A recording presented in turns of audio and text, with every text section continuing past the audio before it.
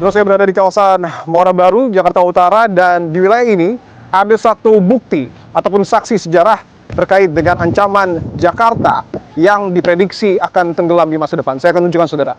Itu adalah masjid yang dibangun pada tahun 1996 dan sempat digunakan oleh warga setempat untuk kemudian beribadah, dan saat ini kondisinya persis berada di luar tanggul yang kemudian berada di kawasan Muara Baru ini, dan bisa dilihat bangunan masjid ini yang atapnya ataupun kubahnya sudah runtuh terselumuti oleh air laut. Saya akan coba turun saudara untuk melihat lebih dekat. Oke, dan ini ada batu-batu ya yang digunakan warga untuk turun ke sini. Saya dapatkan informasi bahwa saat ini memang kondisinya air sedang tidak pasang. Itulah mengapa sejumlah puing-puing bangunan yang ada di sini terlihat, tetapi dapat dipastikan bahwa masjid ini berada dalam tanda kutip di luar daratan. Saya akan coba lebih mendekat.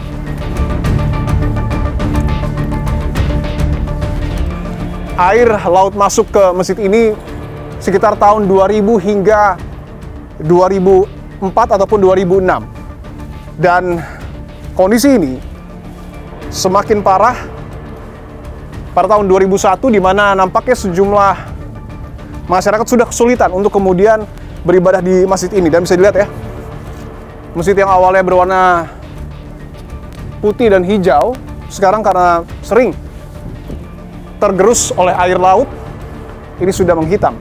Dan bisa dilihat ini mungkin batasnya ya. Ini batas dari air laut, dan ini adalah kondisi dalamnya.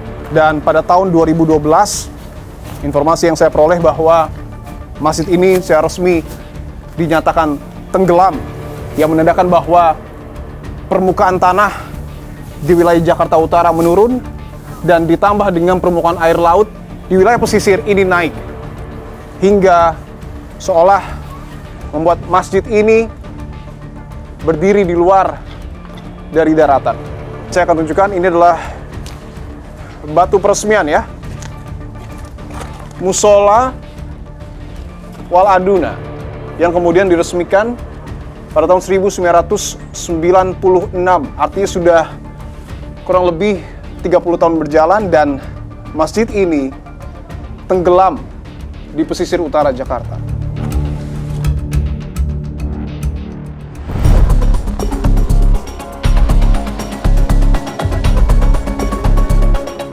Terus saya berada di wilayah Muara Angke, Kecamatan Penjaringan, Jakarta Utara. Saya akan lakukan investigasi untuk melihat seberapa parah dampak dari banjirop yang terjadi di kawasan ini ketika air laut pasang.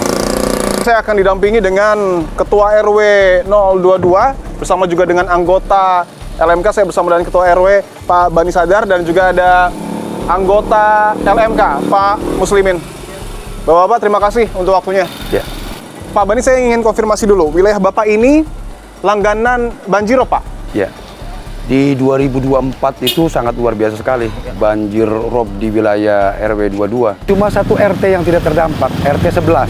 Semuanya di wilayah RW 22 ini, semuanya ada 12 RT. Yang satu RT tidak terdampak di RT 11. Boleh kita lihat langsung ke dalam, Pak? Boleh? Saya akan tunjukkan saudara bersama dengan Ketua RW setempat dan anggota LMK seperti apa sebenarnya perumahan warga yang kemudian terdampak banjirop. Apakah di wilayah ini juga terjadi penurunan permukaan tanah setiap tahun ya? Secara data itu per 1 tahun sekali itu 10 cm. 10 cm? 10 cm. Oke, artinya permukaan air laut meninggi, permukaan tanah menurun. Dan itu yang kemudian semakin membuat parah ya Pak ya? Oke, kita akan coba masuk lebih ke dalam saudara. Solusi banjirop saat ini sebenarnya sudah diwacanakan oleh Pemprov DKI dengan tanggul mitigasi, dan tanggul mitigasi. Satunya lagi tanggul NCICD. Oke. Nah, cuman saat ini yang sedang berjalan yang akan kita lihat di depan ini adalah tanggul mitigasi. Tapi tanggul mitigasi saat ini yang dibangun, ini kalau kita hitung dari estimasi penurunan tanah, ini akan hanya mampu mungkin kemungkinan bertahan di 5 sampai 10 tahun. hanya mampu bertahan ataupun bermanfaat 5-10 tahun. Iya. Artinya hanya sementara ya, Iya, Pak? karena ketinggiannya, tapi makanya dibutuhkanlah tanggul NCICD sebenarnya. Oke. Boleh kita lebih ke dalam ya, Pak ya? Oke. Apakah kemudian bisa dipastikan ketika air dari laut masuk ke area ini tidak akan melebihi tanggul ini? Harusnya ketika selesai penanggulangan banjir sementara dengan cara melakukan tanggul mitigasi tadi, seharusnya dilakukan cepat pembangunan tanggul kali atau tanggul NCICD tadi. Karena apa? Karena tanggul sungai itu ketinggiannya sekitar 3 meter, 2 meter 80-an. Oke. Ketika itu tidak dibenahi, artinya Ya, potensi banjirnya semakin potensi besar. banjirnya akan mulai lagi pada saat 5 tahun kemudian. Oke, baik. Siap. Saudara, saya berada di salah satu titik dan saya melihat ada satu rumah yang, mohon maaf, tetapi seperti tenggelam. Ini Iya. air laut, Pak. Air laut, air banjir rob tinggi kan. Saya coba lihat ke dalam ya, Pak ya. Saya akan tunjukkan saudara, ini adalah salah satu mungkin bukti terkait dengan prediksi potensi ibu kota DKI Jakarta yang dikatakan dapat tenggelam di masa depan. Bisa dilihat ini, dulunya ini rumah warga, Pak ya? Ya, rumah warga. Oke. Kalau yang ini masih ada orangnya, Pak? Apa sudah kosong juga? Masih? Lain ada orangnya kali? Iya. Ini ada salah satu warga yang sedang meninggikan bagian depan rumahnya, Pak? Betul. Iya. Saya coba ya lebih dekat ya, Pak ya? Ini sih, Pak. Pak, kalau pemilik rumahnya ada, Pak? Saya, Oh, Bapak pemilik rumahnya? kenapa? Izin, Pak, Dipo dari Kompas TV, dengan Bapak siapa? Oh, iya. Pak Waluyo. Ini sedang ditinggikan, Pak? Berarti sebelumnya di bawah jalan ini rumah Bapak? Oh. Sekitar meter 80 tinggi ya, dari tinggi itu. Perbedaannya semeter 80 dari tanggul ini, jalan lama. Oh, jalan lama? Iya, kan dikeruk. Artinya dulunya selalu terendam banjir, Pak? Ah, iya. Enggak. Pokoknya asal ada air pasang ya terendam. Tapi ini ditinggikan pakai dana pribadi atau? Enggak, kalau ini ya pribadi yang dalam. Ini pribadi? Iya, iya. Karena kalau tidak ditinggikan, Nggak bisa kerja. Kerendam. boleh tahu, Pak, berapa, Pak, biayanya, Pak? Bisa 15 sampai 20 buat turuk aja. 15 sampai 20. 20 juta? Iya, buat turuk. Sudah berapa kali ditinggikan, Pak? Saya di sini 5 tahun 2 kali.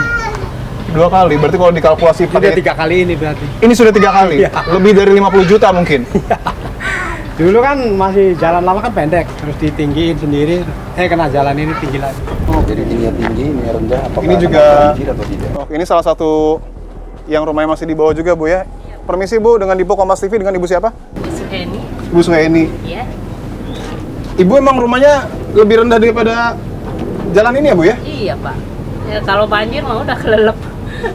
Ini kalau banjir kelelep. Terakhir banjir kapan? Udah ada semingguan ya. Oh, baru seminggu yang lalu. Berarti ini Ibu meninggikan sendiri bagian depannya? Ya. Habis kalau banjir mulu repot. Iya. Lagi kan ada mesin cuci apa harus pada naik semua. Oh, tanggul mitigasi lumayan membantu, Bu, sejauh ini? Atau seperti apa? Enggak lah, malah kitanya saya tadinya nggak pernah banjir. Oke. Nggak pernah beneran. Jadi air larinya ke sono sebenarnya. Pas ini ditanggul, udah saya yang kelelep bagian sini. Oh, justru Bagian malah sini. kelelep, Iya. Bu ya? Saya baru banjir bulan-bulan ini aja pas ada tanggul ini. Oh. Baru banjir saya. Ibu tinggal di sini dari tahun? Saya udah hampir 6 tahun. 6 tahun. Iya. Akan tetap tinggal di sini dengan kondisi seperti ini? Insya Allah, nggak bisa mau gimana ya? Beli rumah di sana juga kan pada mahal, nggak mungkin.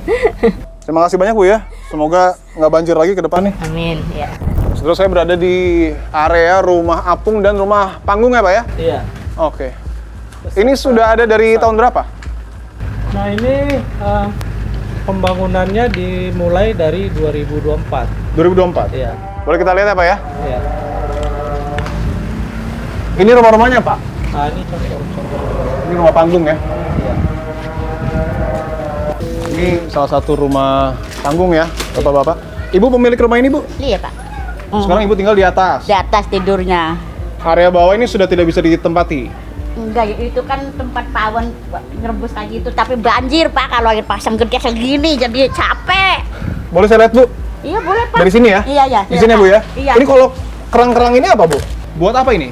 Iya, diuruk? Nguruk. Tadinya kelam, ini sekarang 5.000 ini Pak. Nggak pakai tanah nguruknya? Enggak pakai ini. Ini kerang ya? Iya, kulit. Saya izin lihat ya Bu ya? Iya Pak. Bu, kalau saya ngintip sedikit boleh Bu ke atas? Boleh Pak ke atas Pak. Saya izin Bu ya? Iya Cok. Saya coba... Masih rumput Pak, daun-daunnya. Nggak apa-apa, Bu. Tinggal Izin ya Bu ya? Iya, iya. Saya coba ke atas ya saudara untuk melihat seperti apa kondisi rumah panggung.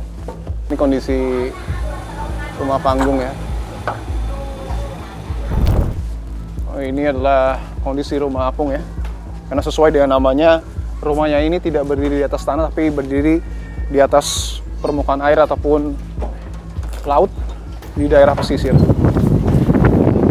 Ini bisa dilihat ya, salah satu rumah apung yang ada di sini. Spesifikasi rumahnya juga tertulis, ada 1 ruang tamu, 1 kamar tidur, 1 dapur dan 1 kamar mandi beserta dengan fasilitas penunjang lainnya.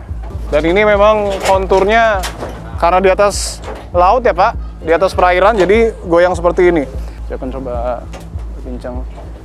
Assalamualaikum Bu. Boleh ngobrol sebentar Bu? Dengan Ibu siapa? Dengan Ibu Elisa. Bu Elisa, izin Bu, saya Dipo dari Kompas TV. Ibu tinggal di rumah apung ini sudah lama? Udah, Dari kapan? Bu? peresmian. Oh, dari peresmian, artinya tahun Dan kurang lebih 3 tahun lah. sejauh ini kondisinya gimana Bu?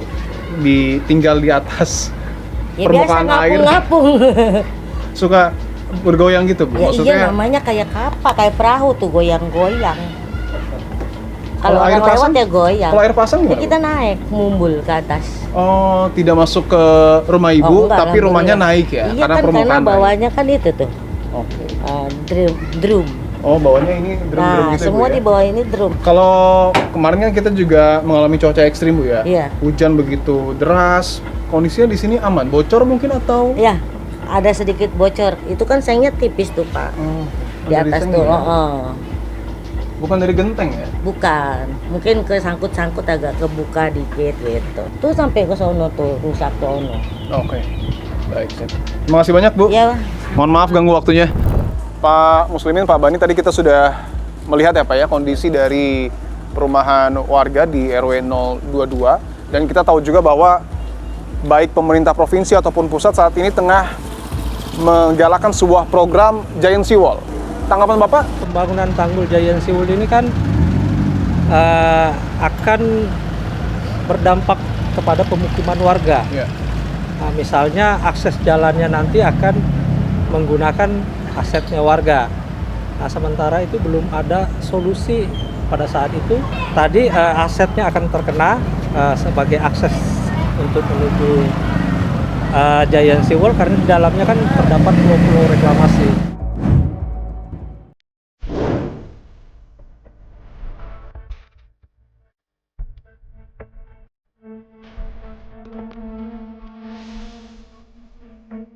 Lalu saya berada di atas dari tanggul pengaman laut ataupun NCICD yang berada di perbatasan antara Jakarta Utara dengan wilayah Tangerang. Saya akan coba tanyakan kepada sejumlah nelayan di sini apakah tanggul ini memberikan dampak positif kepada kehidupan masyarakat atau justru melahirkan sejumlah dampak-dampak lainnya.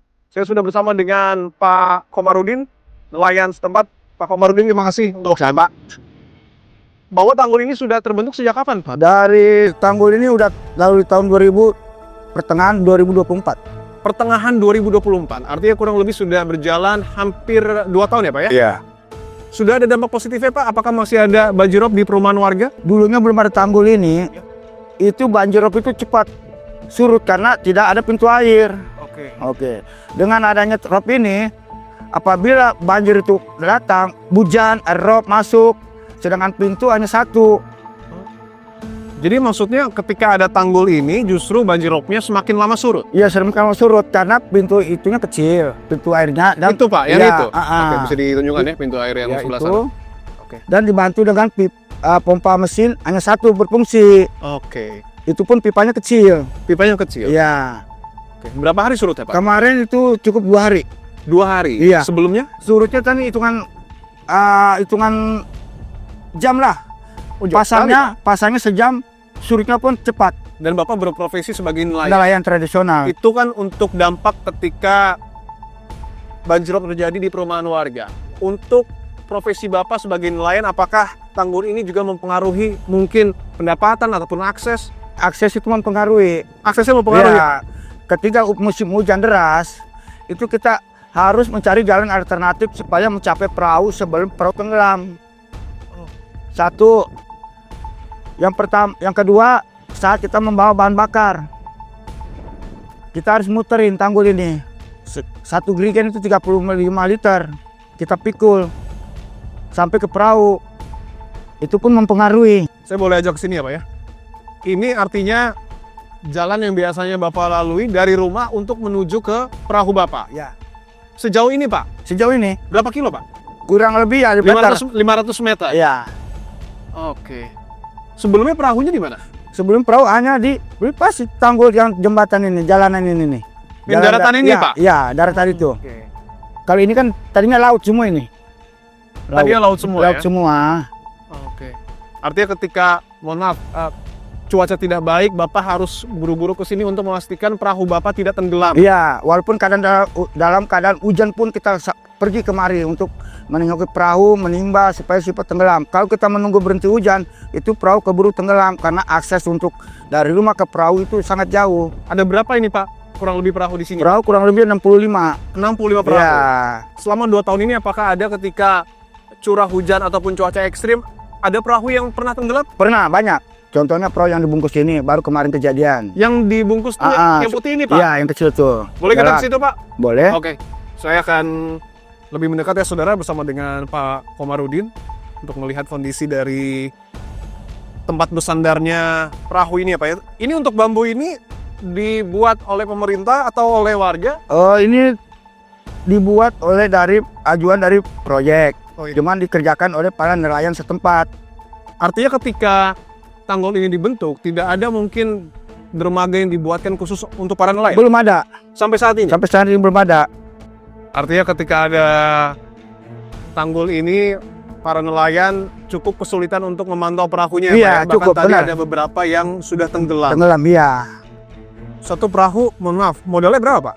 Modalnya kalau perahu untuk satu ini ya kurang lebih kalau kita beli bekas saja itu bisa 17 juta. 17 juta? Iya. Artinya kalau tenggelam tidak bisa digunakan, kehilangan 17 juta? Iya. Terus saya bersama dengan Pak Komarudin akan coba untuk menyisir sejumlah titik yang ada di sini menggunakan perahu untuk melihat seberapa besar sebenarnya dampak dari pembangunan tanggul terhadap para nelayan. Ini perahunya Pak? Iya, iya. Oke. Nah, seperti sini aja ya, awas kaki. Ini ya Pak? Ya, ya.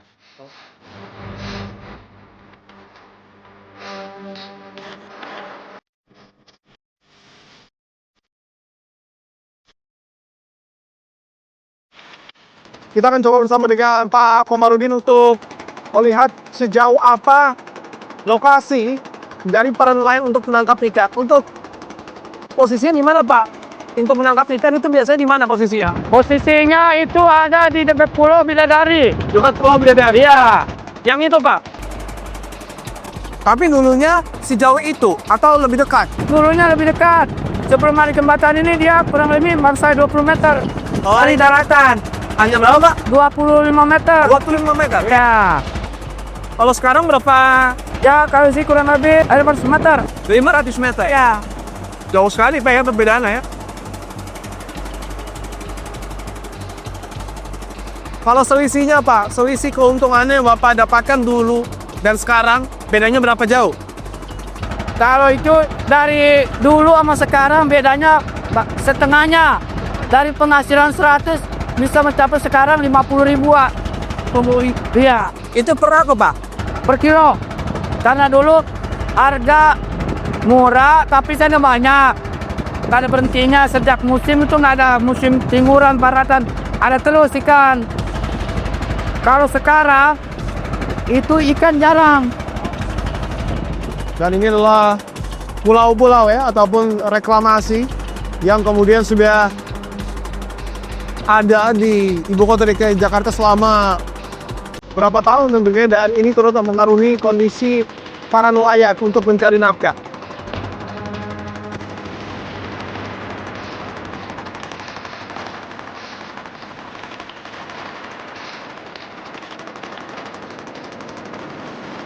Sebelumnya Pak, ketika tanggul yang tadi kita datangi itu dibuat, apakah itu juga melibatkan nelayan Pak dalam proses diskusi untuk pembuatan tanggul itu? Dilibatkan. Cuma kita sudah mengusulkan apa keinginan nelayan, tetap pembangunan dijalankan. Keinginan nelayan pun tidak tercapai atau tidak dipenuhi oleh setiap proyek. Tolong dibuatkan dermaga permanen dan pengedokan. Itu aja keinginan nelayan ini. Selain tanggul, tapi pemerintah juga memproyeksikan akan membangun giant seawall di tengah laut. Ya, memang ada itu tidak. Tanggapan Bapak seperti apa? Tanggapan saya, kalau saya lihat dari gambar, itu memang udah nggak ada nelayan kecil. Karena di gambarnya itu udah steril, perahu-perahu pun udah nggak ada. Karena usaha-usaha nelayan kecil ini udah nggak ada, dibongkar. Gak khawatir karena apa? Nanti kemana kita akan nih? Lepar awal pemerintah kita ditempatkan di mana untuk mencari ikan. Sedangkan pemerintah dia makan dari hasil jeripaya nelayan, minimal ikan yang dia makan itu. Terakhir mungkin Pak, melihat tanggul yang sudah dibentuk, kemudian juga ada reklamasi, belum lagi rencana soal giant seawall. Harapan Bapak sebagai seorang nelayan yang ingin disampaikan kepada pemerintah apa Pak? Harapan saya sebagai nelayan dan teman-teman yaitu tolong diperhatikan oleh pemerintah nelayan kecil, keluhannya, kebutuhannya apabila tidak melaut dalam 1 bulan 2 bulan karena cuaca, kita tidak ada bantuan dari pemerintah saat ini.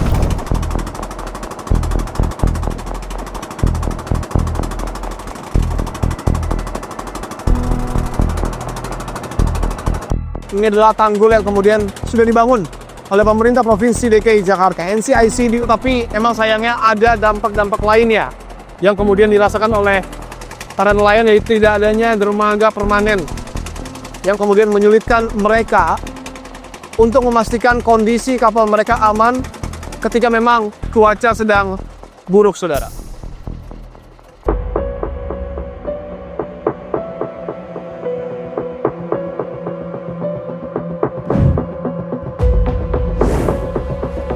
Saudara, ancaman Jakarta tenggelam kini sudah berada di depan mata dan tentu bukan hanya sekedar isapan jempol belaka. Lalu apa sesungguhnya siasat dari pemerintah Provinsi DKI Jakarta untuk memastikan ibu kota tidak tenggelam di masa depan? Saya akan berbincang secara langsung dengan Koordinator Staf Sus Gubernur DKI Jakarta, Profesor Firdaus Ali. Prof, terima kasih untuk waktunya. Terima kasih, selamat pagi. Baik, Prof, kita tahu bahwa narasi terkait dengan Jakarta yang di masa depan diprediksi akan tenggelam ini semakin menyeruak ke permukaan.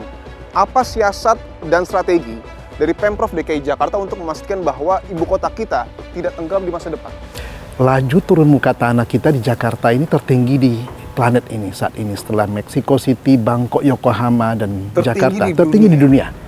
Ya, dengan rata-rata ya 12 cm per tahun, walaupun juga ada titik tertentu 34 cm per tahun gitu ya. Oke, di sisi lain, dampak dari pemanasan global, naiknya suhu planet ini, ya es mencair, muka air laut juga naik rata-rata 5-6 mm per tahun. Dalam konteks itulah kemudian gagasan untuk membangun National Capital Integrated Coastal Development yang disebut dengan NCICD. NCICD digagas ini dalam konteks apa? Dalam konteks dari jangka pendek dan jangka menengah dan jangka panjang. Terbagi atas 2 fase sebetulnya. Fase pertama itu bagaimana menyelesaikan fase A, yang kita sebut dengan tanggul pesisir dan tanggul sungai di muara.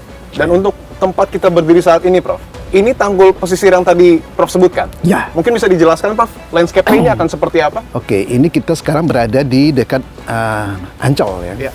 Dan ini baru saja kita selesaikan akhir tahun kemarin. Ini bagian dari fase A, tanggul pantai.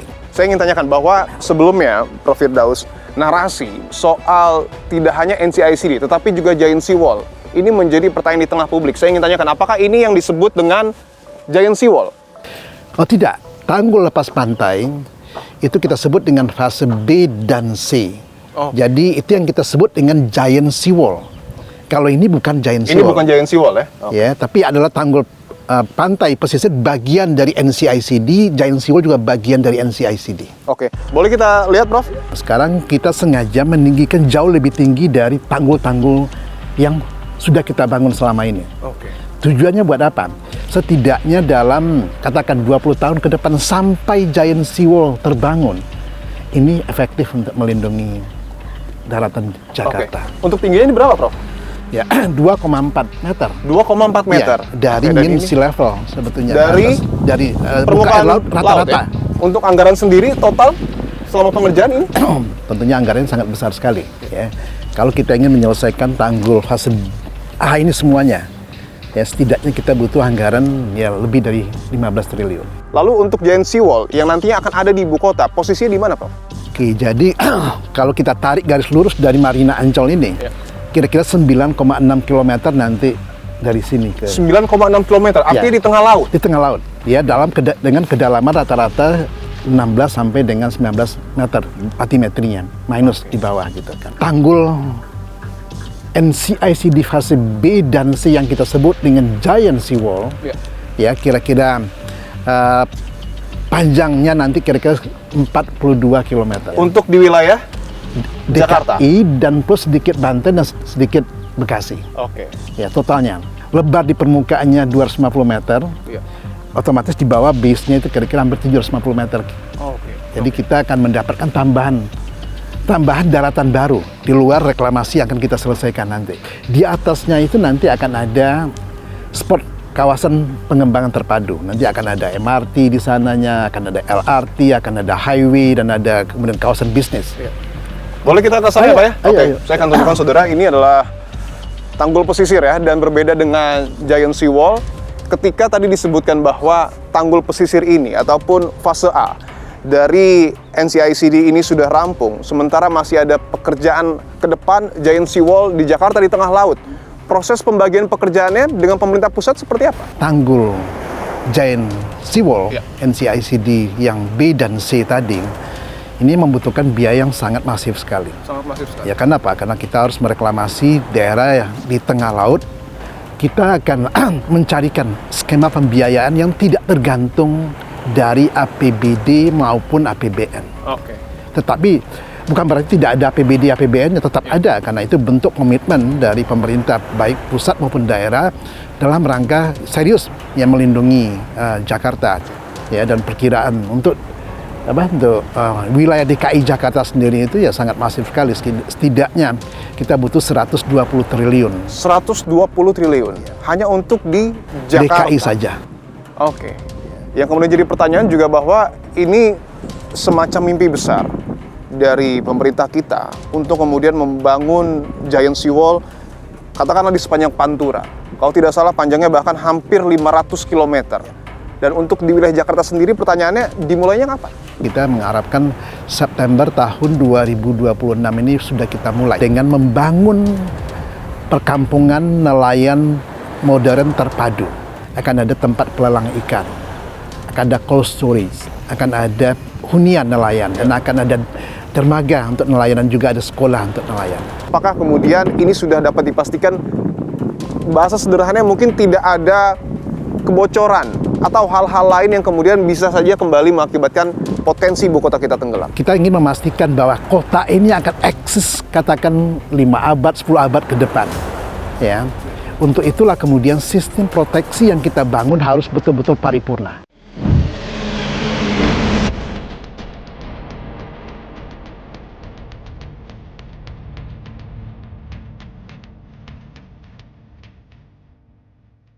Setelah saya berada di wilayah perbatasan Jakarta Utara, saya akan tunjukkan satu tugu yang begitu menggambarkan betapa ekstrimnya, betapa masifnya penurunan tanah di ibu kota DKI Jakarta. Saya akan tunjukkan.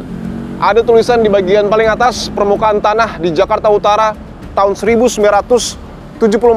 Apa maknanya? Saya akan tanyakan kepada Pak Yayat Supriyatna, pengamat tata kota Universitas Trisakti. Terima kasih Pak Yayat untuk waktunya. Saya ingin langsung bahas, Pak. Di bagian paling atas, tulisannya permukaan tanah Jakarta Utara tahun 1974. Maknanya apa? Nah, Ini adalah saksi tentang penurunan permukaan tanah di Jakarta. Jadi kalau ditanyakan, wah ini Pak tingginya hampir 4,5 meter. 4,5 meter. 4,5 meter. Artinya aja di tahun 74 muka tanah Jakarta posisinya masih tidak terlalu jauh dengan laut gitu ya. Saya ingin tegaskan, artinya itu adalah ketinggian tanah di tahun 1974. Ya, jauh di atas kepala di kita. atas kepala kita. Betapa kondisi tanah kita sudah turun hampir lebih 4,5 meter dibandingkan tahun 74. Ini di Jakarta Utara, ini di Jakarta Barat, dan ini di Jakarta Timur. Dan ini hari ini kita di sini. Penurunan tanah itu apakah kemudian hanya dipengaruhi oleh satu faktor, eksploitasi air tanah, atau mungkin pembangunan yang masif juga turut mempengaruhi itu, Pak? Ya, pengambilan secara berlebihan itu akan mempengaruhi struktur kondisi tanah itu sendiri. Ditambah dengan tekanan intensitas pembangunan secara masif yang kadang-kadang terus terang saja tidak memperhatikan kondisi kelayakan bangunan tersebut. Apakah artinya kecepatan dari penurunan permukaan tanah ini semakin meningkat? Oh, iya jelas. Wilayah mana yang paling rentan? Wilayah yang paling rentan ini utara, jelas. Kemudian Jakarta Barat sebagian. Nah, demikian juga Jakarta Timur. Artinya ancaman yang pernah dikatakan pada tahun 2055 Jakarta akan tenggelam, itu bisa saja terjadi kalau kita tidak mengantisipasinya dan tidak melakukan upaya pengurangan pengembalian air tanah secara berlebihan. Artinya analisa terkait dengan prediksi Jakarta mungkin saya tenggelam itu bukan isapan jempol belaka. Ini fakta yang menunjukkan bahwa laut itu udah segitu loh. Laut itu udah. Bahwa ada sejumlah program yang kemudian dilakukan oleh pemerintah Provinsi DKI Jakarta, mulai dari tanggul mitigasi, kemudian juga ada tanggul pengaman laut, dan yang lebih luas lagi ada giant seawall. Sudah tepatkah kebijakan itu? Nah, tanggul itu NCICD-nya dibangun. Tapi pertanyaannya, berapa kuat, berapa lama dia bertahan? Karena ada namanya degradasi struktur. Degradasi struktur itu adalah kondisi tanah menurun, strukturnya juga bisa menurun. Bisa juga korosi atau dipengaruhi oleh kondisi bangunan yang mengalami pelapukan atau perubahan karena tekanan air laut. Artinya memungkinkan jika suatu saat tanggul tersebut mengalami kebocoran? Bisa. Pembangunan teknis tanggul itu harus memperhatikan aspek tekanan gelombang, tekanan kondisi tanah yang bisa mempengaruhi ketahanan temboknya, bukan sekedar membuat tanggul loh. Penurunan permukaan tanah dan potensi Jakarta tenggelam itu bukan hanya sekedar fenomena alam, tetapi juga mungkin, mohon maaf, kegagalan tata kota di ibu kota. Jakarta bukan kota yang didesain sejak awal. Nah, jadi bisa dikatakan kota yang tidak didesain, tidak direncanakan sejak awal, dia akan tumbuh kembang seiring dengan dinamika masyarakatnya. Sehingga infrastrukturnya tidak memperhatikan mitigasi kebencanaannya. Mungkin saran dari Pak Yayat, dalam waktu dekat, menengah, hingga panjang, apa yang kemudian harus dilakukan oleh pemerintah untuk mengurangi potensi Jakarta tenggelam? Nah, pertama begini, DKI Jakarta sudah punya mencanangkan program 100% air minum perpipaan. Nah, artinya apa? Dia punya target supaya pengambilan air tanah itu tidak terus-menerus terjadi secara eksploitatif. Tapi pertanyaannya, 100% ini konsumennya siapa? Pembangunan mall, apartemen, hotel, pusat perbelanjaan, dan semuanya, industri. Nah, mampu tidak kita mensuplai air untuk kebutuhan industri? Artinya, yang kedua, pengendalian tata ruang. DKI harus berani mengeluarkan namanya ruang mitigasi bencana rentan bencana. Nah, dikeluarkan aja. 1, rentan penurunan permukaan tanah, rentan rob, ya kan, rentan gerakan tanah, dan rentan lainnya. Cuman kalau kita keluarkan orang takutnya apa? Nilai propertinya turun. Itu yang dikhawatirkan, kadang-kadang membuat orang galau. Tapi menurut saya tegas saja, mitigasi seperti ini, penanganan infrastrukturnya dilakukan untuk pencegahannya. Bahwa ancaman itu tetap akan datang, tapi yang penting adalah bagaimana kita mengamankan dan melakukan penataan ulang terkait kondisi Jakarta.